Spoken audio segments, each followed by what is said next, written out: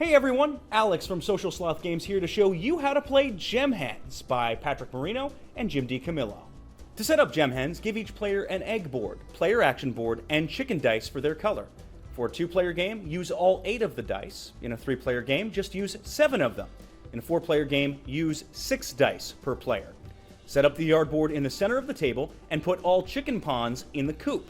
Put the farmer on the round 1 space matching your player count.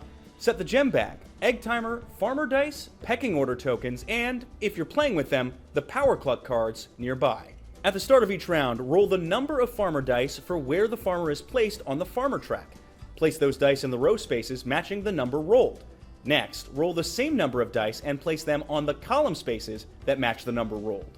If you're playing with the power cluck cards, deal a number of cards equal to the number of players playing to the area in the middle of the table. These cards have special abilities that break the rules of Gem Hens. Now it's time to roll your chicken dice. Flip the egg timer and start rolling. You're allowed to re-roll as many times as you want until the egg timer runs out. Once time is up, all results are locked in and must be placed on your action board. All players now take any 6s rolled and re-roll them 1 time in order to determine turn order. Whoever rolls the highest total sum goes first and takes the number 1 pecking order token. The next highest gets the number 2 token, and so on from there. Rerolled dice go back onto the action board as whatever they were rolled, including 6s. If you're playing with power cluck cards, the player going last will pick 1 card first, with others following in reverse turn order. You'll get a new power cluck card each round. In turn order, as defined by the pecking order tokens, each player will now take 1 action for their turn. If you spend a 1, 2, or 3, you can move your chicken 1, 2, or 3 spaces in a single direction. You eat any gems from the final space that your chicken pawn lands on. Then place those gems into a feature of your egg board or leave them off to the side as negative points. The first gem you place in an empty feature can be any color, but any gem placed in that feature afterward has to match. Imperfections are special gems that can be placed in any feature, but cost you negative points if you use them.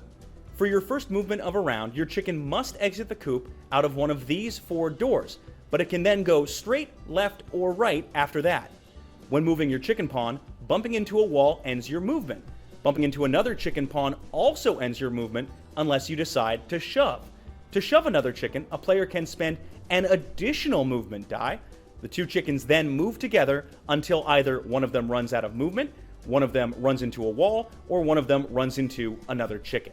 Spending a 4 or 5 lets you take the scratch action in a row or column, placing additional gems wherever the newly placed die intersects with other rows or columns. Dropping a gem onto another chicken, yours or an opponent's, forces that chicken to eat that gem immediately. If there are 2 dice on the row or column your newly placed dice intersects with, then place 1 gem for each die. Never place more than 3 gems in a single space. Rerolled 6s can be used as any of the other actions on your player action board. Once everyone has spent their dice, advance the farmer to the next round, put all chicken pawns back into the henhouse, but leave all gems on the board in place.